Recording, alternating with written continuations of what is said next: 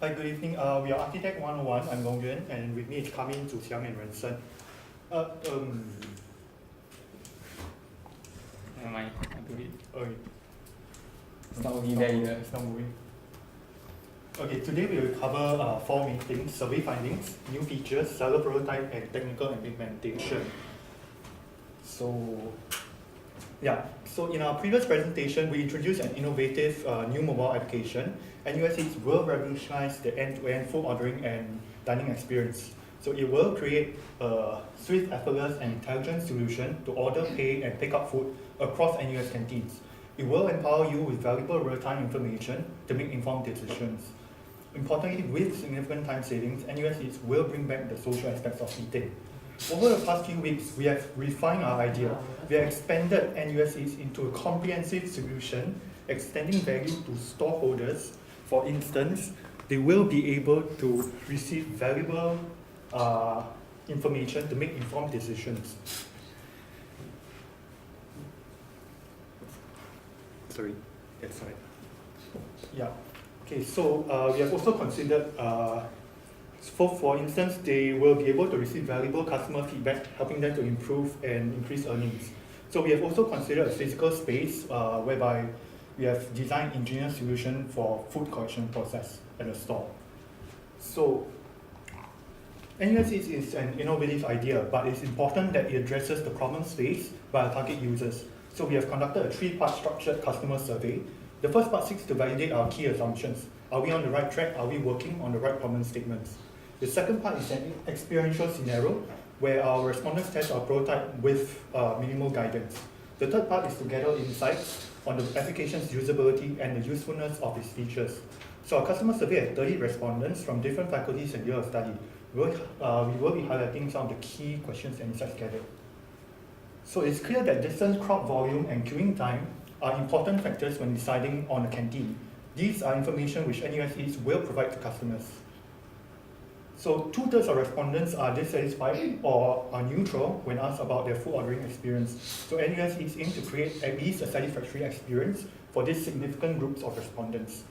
So 76% of respondents felt that it's difficult to gauge the canteen crowd level. We are installing sensors that will provide real-time crowd information. You can also observe that a large number of respondents are unaware of newly opened food stalls, do not think that queuing for food is an efficient process, and do not think that making cash payment is effective. So these are strong indications that NUSeats has identified and considered the right problems. Our assumption that the social aspect of eating has been lost has also been validated, and NUSeats can be the solution.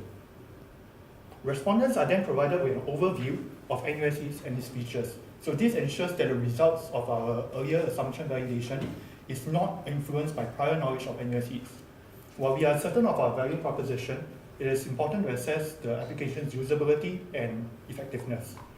Respondents are provided with 2 scenarios to complete with our prototype. They are provided with minimal guidance. So on average, each scenario took 1 to 1.5 minutes. And this is significant because imagine compacting the time spent needed on what to eat, queuing at the food stores, placing an order, or on making payment to just 1 minute. So the third part of our survey is where we gathered insights on the usability and effectiveness of the features. A large majority of respondents felt that NUSeats is easy to navigate to achieve the scenario objective, that information is clear and understandable, and that they appreciated the consistent layout and different pages. This is a good indication, but we have further refined our prototype right down to final details such as word choices for buttons. So you'll see this in our seller app later. So features in NUSeats were also well received, but we would like to highlight lower 3. Making mobile payment receive a lower rating because in our prototype we allow only Apple and Android Pay, but we will be opening up to allow other forms of payment such as credit card. So store order waiting time also receive a lower rating. This could be because they are relatively new ideas in a canteen setting. So we think that it will require some time before customers recognize their value. So there are also qualitative open-ended questions in our survey where we try to seek out new ideas. There were interesting ideas such as integration with IVRE and class timetable. One of the ideas which we have incorporated in our application is integration with NUS shuttle bus timing. So I'll now pass on to Zhu Xiang who will share our survey findings. No. Oh, it does. Oh yes, great. So in addition to our customer surveys, we also had seller interviews. We went down to the canteen to interview two of the canteen store owners to find out more about their daily work routines as well as the problems and troubles they face. We believe that the insightful features that we get from them will help us create more features for our app. Due to the lack of time, we will not be showing the audio clip for these interviews. Instead, we summarize some of the findings that we have from the interviews. So firstly, for daily routine. So mostly the sellers wake up very early to start preparing the food for the day. They have to cook on the spot upon customer request, means this will lead to long wait time and queue lengths. There's no food customization unless specially requested by customers. There's also an uneven schedule. Normally the sellers are very busy and they only can eat at around 3 p.m. Eat their lunch. So in terms of demand and supply, the sellers get their supply from suppliers directly to them. So that's not something we can work with. So the sellers calculate their food demand based on their past experience. One seller said that Monday, Tuesday, and Thursday was the most busy day, and that's how they prepared their food. So because of that, they have no data on how to prepare food, and this will cause a lot of food left over or not enough food sometimes. Payment, the sellers think that cash payment is simple and fast, that's why they prefer that. However, they also find that cash payment is vulnerable to scams. There are many cases where the sellers get scammed. For example, the customers give them $10 and said they give them $50. So the sellers cannot prove that how much they get. So it's very hard to decipher who is right or wrong. So cash payment is quite unreliable in the sense.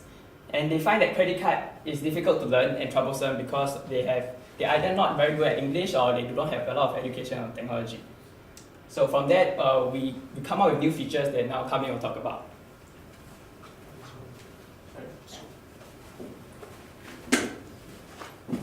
Okay, so in addition to the functionalities that we provide in our previous release of prototype, we also have included 4 new features in NUSeats. First, the canteen traveling time estimation will be incorporated into existing functionalities. A full self-service food collection will be included. A feedback mechanism for seller will be introduced. And lastly, a reporting feature will be added. Now let us understand the 4 features in detail. Firstly, the users can get the traveling time estimation to a canteen. This feature will be incorporated into the canteen crowd level tracking and the food waiting time estimation functionalities. With this, customers will be able to perform effective planning on food ordering. So particularly, they can order food in advance before traveling. And they will be able to arrive at canteen on time to collect their food. So now, how do we estimate the canteen traveling time? The first step to it is to identify the canteen of interest. Next, the current location of user will be identified through GPS or network provider, and then the nearest NUS bus stop will be obtained using the position of user. After that, we'll retrieve the next bus arrival time to the bus stop using NUS API, and finally, the traveling time will be calculated. Secondly, NUSeats will feature a full self-service food collection by incorporating the NFC technology. When food is ready, it will be stored in a covered tray slot and locked. Customer will unlock the tray slot by scanning their smartphone with the seller's NFC reader. The scanning process will feed the system with the customer identity, and if the identity matches with the food order, the tray slot will be unlocked and the order status will get updated. So if a customer does not have an NFC-ready smartphone, the food collection will be turned into a manual process where the food seller will be asked to unlock it manually and perform the identification. The self-service food collection feature will enable a secure food collecting process, will reduce a seller's manual workload, and it will improve the overall food hygiene. The next feature that we will introduce is a customer feedback channel. This will serve as an extra feedback channel in addition to the existing face-to-face communication. With this, seller can gain insight on the perceived performance from the customer's perspective. And when an order is fulfilled and collected, NUSeats will prompt the customers to provide rating. And in the case where customer also need to indicate the area of excellence, our app will be providing such functionality. In this case, the area of excellence will be well categorized so that customer can have a swift and effortless rating process, and the seller can make use of this information easily to perform pinpoint improvement. The final new feature is about reporting functionality. In this case, food seller can view their sales report for all of their foods. besides knowing their performance, sellers can also prepare resources and ingredients more accurately, therefore helping them to reduce waste and maximize demand fulfillment. And with enough data, this feature will also help seller to decide on new promotion or new food items. Now I will show you the visual table of content of NUSeats, and then briefly explain its breakdown. Okay. First, NUSeats will be divided into 3 subsystems, namely the customer subsystem, the seller subsystem, and the external service subsystem. For customer subsystem, it will first include a customer profile module, which is responsible for processing the customer records, and ordering module, which is further divided into 3 sub-modules. Under the ordering module, the food order sub-module will be responsible for creating, retrieving, and updating an order, as well as to calculate the waiting time for that order. An order item sub-module will perform an order item related process. An order item is actually an instance that will bind food and order together with the quantity of the food. And next, the rating sub-module will allow the creation of ratings triggered by customer, as well as the retrieval of ratings triggered by seller. Now for the seller subsystem, we can see a canteen module as well as a food seller module. In the case of canteen module, in addition to the storing of canteen records, we also provide a functions to retrieve sensor data as well as to calculate the crop level. And for the food seller module, we'll have a seller profile sub-module, which will cater for seller profile related functions, a menu sub-module, which will allow menu related operation, a promotion sub-module, which will allow a seller to update an ongoing promotion, a food sub-module, which allows a seller to add in, update, or delete food item, and lastly, a reporting sub-module, which can build a sales report. Finally, the external service subsystem will be responsible for communication between NUSeats and external service provider, which is in this case the payment module and the location and bus service module. For payment module, it will incorporate with Android Pay and Apple Pay. Whereas for the location and bus service module, it will be responsible for getting the current user's location as well as calculating the traveling time to canteen. All of the features will work together with each other and then to provide support to NUSeats bottom up. Now I will pass to Zhu to show the demo for seller app. Thanks. So before the features that we covered, we have created a demo app that we are now present. Not that link. Yeah.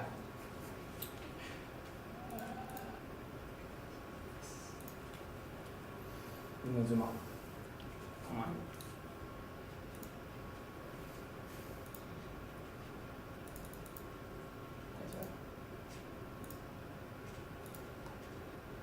Yeah, once the seller log into the seller system, they will immediately see all the orders that they need to prepare for the day, not for now. So these are all the preparing orders, and you can either view it, update the order one by one, as you can see here, you click on ready, or if you click again, you will go to collected, for the case when the customer does not have NFC phone and the seller has to do it manually. Either that, or the seller can update the whole order together by clicking one of the buttons below. If you click on collected, for example, missing one. They can also edit any changes they have done, update. So, for example, they can undo, and it will be go from cancel back to collected. And they also can click on change the whole order by clicking the buttons below. In this case, the order 27 is collected and it will be pushed off, so the seller will go on to the next order. And if the seller click on the menu button, you will then see the list of items that's provided for customers to order. You can decide to list or unlist each order depending on the stock, or you can add new items if necessary. Yeah. You can also view the promotions that he created. Yes. You can also view the promotions and create promotions and edit them as necessary. Yeah. Under profile, the seller can see all the profiles that he have edited and as well as the accessibility settings. Under the settings, this is something that we take note of, is that since sellers are not very good with the app, we allow them to choose different languages as well as adjust the display to have different font size and increase the brightness, for example. So this will help them be more willing to use the app. They can also view the order history. So they can view all the orders that they have, so they have evidence and logs to do reporting and counting. Then if you scroll up some more and click on the view, they can view the report which was automatically generated for them. So they can know, they can forecast and prepare for future demands. If you go back, you can also view on the ratings that is given to them by customers. So they will be more able to understand what is good and what is bad about their food. And if they go inside, they can see more in-depth detail about each item and rating. Now, yeah, that's all. But the rating is by order, right? Yes, it's by order. So it cannot be a simple. no, we realized that if we do every single item, it will be very troublesome for users, and they will most likely don't want to do it. And also, since most orders are by one, most people order only one item. So if we do it by order, the seller will be able to see which item it is. Yeah. Now I'll go on to talk about the exception handling. So what are some of the problems that customers and sellers may face? So first thing first, what if the user mobile phone run out of battery after they make an order?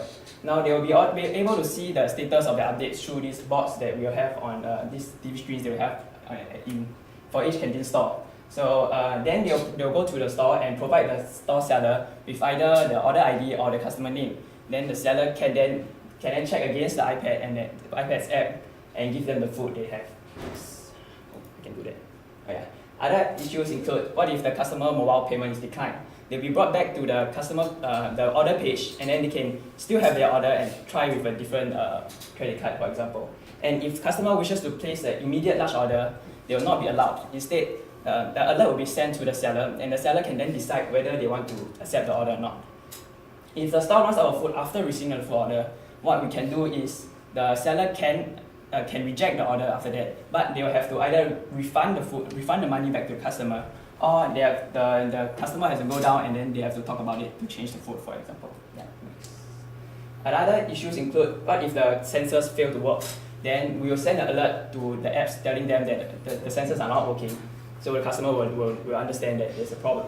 And if another problem that we have is, if the customers are not in NUS, what we will do is they will still be able to see the menu, but they will not be allowed to order the food immediately, because we don't want them to order food and then not turn up. And if they really do not turn up to collect their food, what we will do is we will send them reminders 5 minutes, 10 minutes, 15 minutes. And if they still don't turn up, we will tell them that their food will be discarded. Yeah. Now, Thanks. Since we are running out of time, we'll try to, and this is the last part of the presentation, which is the technical implementation. We'll try to go through this as briefly as possible and leave the rest to Q&A. So like any other e-commerce application such as this food ordering system, there's always a two-sided market, seller and customer. We use this arrow to denote one-to-many relationship. How do you go next? This button? Okay. Yeah. So customer has an order and seller has food, but we have separate food with different menus like breakfast, dinner and lunch. And because of multiple relationship, they'll be split into one-to-many, which is order items, so we understand this. But then we also see that in this special case, we have things like crowd level estimation, waiting time estimation, promotions, and seller ratings. So you need some separate entities for that. So for example, canteen, promotion, and seller rating. Let's look at this a little bit more in details. We'll just list down some of the key attributes instead of the whole attributes list. So in the canteen, you can use, we can store information like crowd level, the geographical coordinates to tell the user how far they are from, and seating capacity. So all this information will be supplied not by the user, not by the seller, but by the camera processors and the IP cameras and all around the canteens in NUS. There's also a seller rating and a Boolean variable for each of them to determine which of these attributes is the cause for this rating from 1 to 5. We have waiting time in minutes for each seller so that the user can estimate how long he or she is expecting to queue in front of the seller. Promotion code here and the number of valid users for the code. So all this diagram you see is actually the database, which is part of the whole bigger picture in our infrastructure overview. For enhanced durability and high availability, we'll put everything in AWS. But there are some instances we cannot put everything inside here because such as we have NUS API, we have notification services here, and also the custom networks that we need for the IP cameras and so on. So we'll go through briefly this whole, there's only 2 slides here. Above the diagram is about the web services, and this is the on-premises infrastructure, and below here is the cloud infrastructure. The idea is that everything in the database is inside here, and the customer database, the seller information, and all the order processing, everything is handled all inside these instances. And for enhanced durability and high availability, we have put them into auto-scaling groups and multi-AZ zones, all within the Singapore region only. But above this diagram, we can see that we have special IP cameras loaded all around different canteens, and they will be connected to each router. All this information will be sent to the image uploader processor, and all this information will be stored underneath here, which is in the S3 and RDS database. So this is a brief overview of the technical infrastructure. Let me come to summary here. So the idea is that in this whole presentation, we just want to let you know that we have conducted user interviews to validate whether we should proceed or pivot this whole application, this whole idea. And then we also talked to a few sellers to understand what are the new features to let them handle the orders effectively. The app prototype is here. We can send you the link to check it out. And so we need these following resources set up. All right, we can open up the floor for Q&A. Thank you. Okay. I suppose maybe I'll just give some feedback and the rest can just chip in, right? So I like the fact that you start off with the business concept. I think you were influenced quite a bit by the customer survey, right? After you have spoken to the seller as well as the potential customers. I see some of the functionality changes, right? And that's one of the lessons that I guess we all need to learn, which is, you know, as a designer, you always think you know, right? But eventually the real user will tell you what they want and what they don't. You're still trying to caveat some of the things, like for example, say, you know, you think that you know better, you know, they still don't know yet, so until they use, maybe you know. Okay, sometimes it's true, but oftentimes you realize that the data will tell you more. You just don't know until you try it, right? And the data will really be on. I like the fact that you have physical interfaces, right? Both your collection NFC as well as the digital board and things like that. Actually, I think we are coming to a stage where the fusion between physical and soft is going to be very, very important. The design of that is still terrible, right? You go to retail experience, you go to any movie going or whatever it is, they're all very crude, right? The interface between physical and the soft virtual world is very, very crude, to the extent where it's almost laughable, right? I think that therein lies a huge opportunity to do a lot of things there, right? Meaning a lot of opportunity to design, redesign, using design to change the way that interfaces are. I like the fact that you did a couple of the seller interviews. I think that's maybe more. Yeah, I'm not sure how much time you had, but I suppose you get a lot of good feedback from that. Some of the design are actually quite. I like. I mean, you have feedback, you got reporting for sellers, and from an app design perspective, I think you've covered a very good broad-based design. I think if you launch it, you probably have a very good chance of getting a good set of users on board. Yeah, that's kind of like all I have. I like the fact that you try to cover all the other TOGAF stuff, data as well. A bit past job, but okay, I accept that. So not much time, but yeah, it's okay.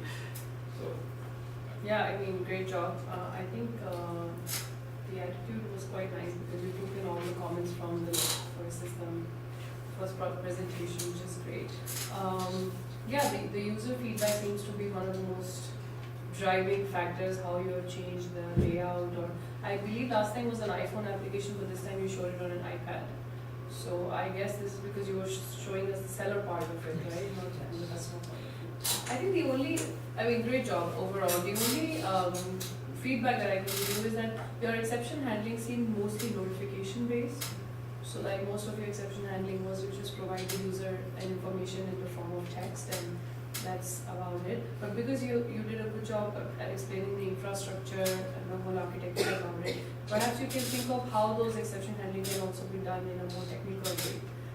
Whether you can keep a copy of the most recent synchronized databases in another server as a backup, and when some of the sensors or servers drop off, you can take the data from there.